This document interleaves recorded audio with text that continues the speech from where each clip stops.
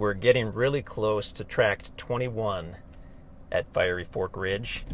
We're on the private gravel easement road. We've gone about 1.5 miles, I believe. And you can see this meadow on the right. That's actually tract 20. So we will be coming up on tract 21. All the rock and gravel has been installed, I guess you'd say, on the road, but it hasn't been graded yet. So although it's completely drivable in any kind of car or truck, the grader operator hasn't been out here to grade it yet. So that's why it's a little bumpy today. And there you can actually right now see a couple piles of gravel on the right.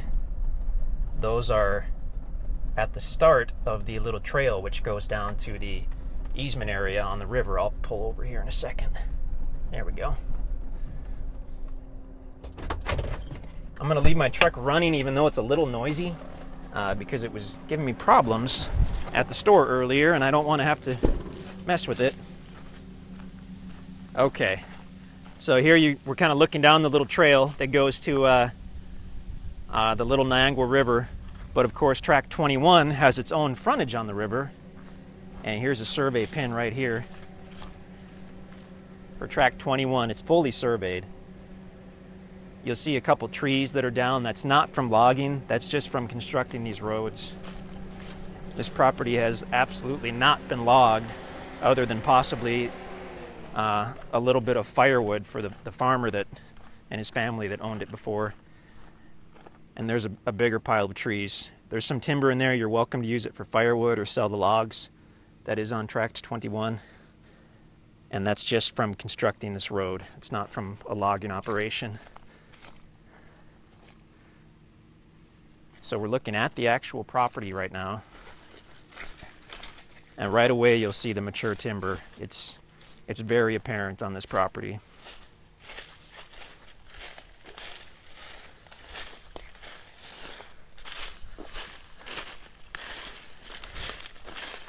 It's got just a gentle slope here, easily flat enough to build whatever you like.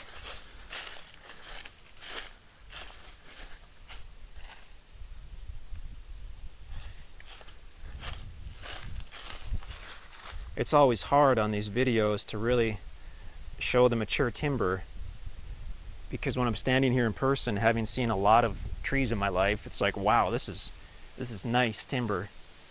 But I don't think that comes through in the video.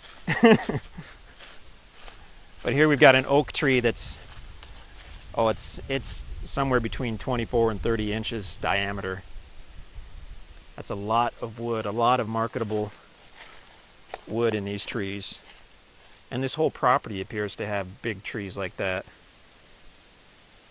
I guess this is a good time to mention that after the property's been paid for in full, you are free to log it. You're free to do what you like with the timber, but not until it's been paid for in full. Wow, big oak trees. So now we're a couple hundred feet back off the road. And it's interesting because the property's kind of leveled out. I'm still looking at all the mature timber, but it's kind of leveled out. And I'm not going to walk all the way down to the river on this property, but just from where I am here, this would be one of my personal preferences for a building site, to be off the road just a little bit, have a short driveway, and then you're kind of tucked out of sight. And once the leaves are off the trees, you're going to have an awesome view to the west out there. And you're completely high and dry up here. You're out of any flood zone. So building and getting a mortgage, the flood zone is not an issue. You're out of it up here.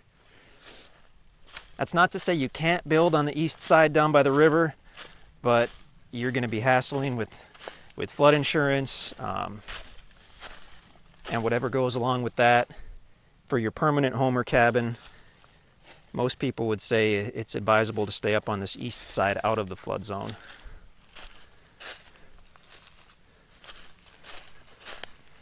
Nice property.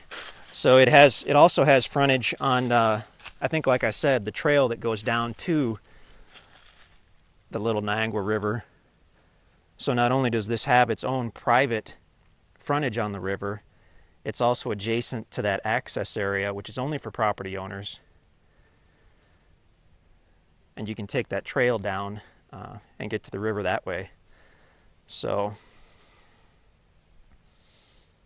not that you couldn't create a trail directly to the river on Tract 21 here, but you wouldn't have to. You can still use the private access trail for property owners.